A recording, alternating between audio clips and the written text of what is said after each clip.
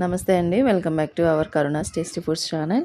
ఈరోజు పచ్చిమిర్చి బిర్యానీ తయారు చేసుకోవడం ఎలాగో చూడబోతూ ఉన్నాము. చాలా టేస్టీగా ఉంటది. రెగ్యులర్‌గా తినే బిర్యానీ బోర్ కొట్టినప్పుడు ఇట్లా పచ్చిమిర్చితో బిర్యానీ చేసుకోవడం చాలా బావుంటది. ఈజీ ప్రాసెస్ కూడా. దీనికి కావాల్సిన ఇంగ్రీడియెంట్స్ అన్నీ ఒకసారి ఇలా చూపిస్తూ ఉన్నాను. చూడండి. ఈ అల్లం వెల్లుల్లి, కొంచెం ఇలాచి, కొంచెం చెక్క, లవంగా, పచ్చిమిర్చి తీసుకోవాలి.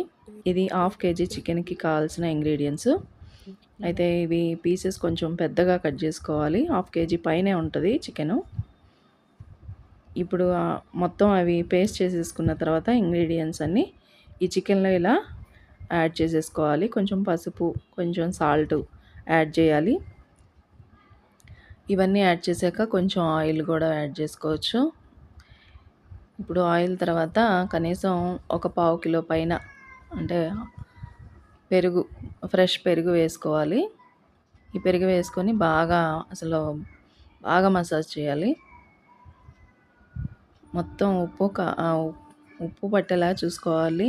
పచ్చిమిర్చి ఘాటు అనేది మీరు తినేదాన్ని బట్టి మీరు కొంచెం 2 పచ్చిమిర్చి ఎక్కువ తక్కువ చూసుకోవచ్చు.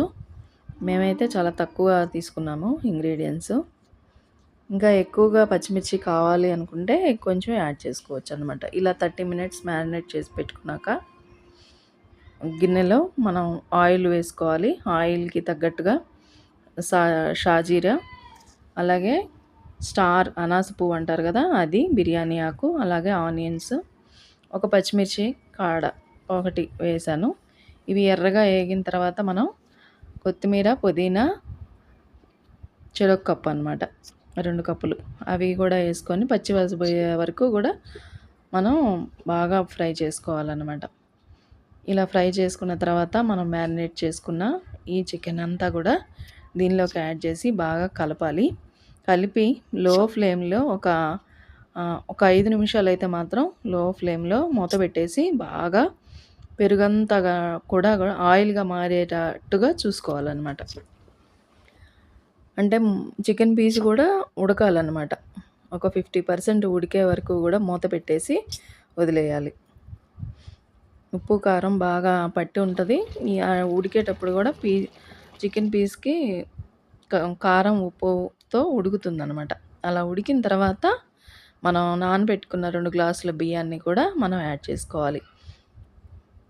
అది ఇక్కడ నానబెట్టుకున్న 2 గ్లాసుల బియ్యం మీరు బాస్మతి తీసుకోవచ్చు. నేను మామూలు బియ్యమే చూపిస్తా ఉన్నాను. ఇలా తీసుకొని డైరెక్ట్‌గా దీనిలో వేసేసి ఒక 2 నిమిషాలు ఇట్లానే ఉడకనివ్వాలి. ఇలా ఉడకనిచ్చిన తర్వాత నేను తీసుకున్న 2 గ్లాసుల బియ్యానికి 3:30 గ్లాసులు వాటర్ అయితే యాడ్ చేశాననమాట.